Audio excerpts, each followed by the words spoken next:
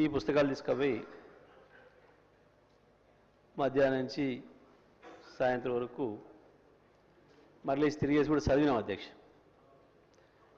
తెలుగులో కొంత ఎందుకో కొంచెం ట్రాన్స్లేషన్ మక్కి కనబడ్డది. సరే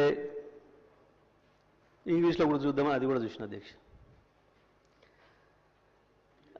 ఈ మధ్యకాలంలో ఏఐ గురించి వెళ్ళి ఎక్కువ మాట్లాడుతున్నారు.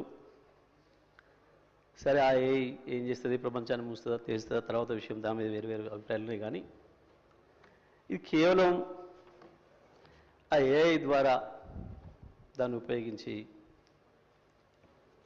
తయారు చేసిన ప్రసంగంలాగా కనపడ్డది.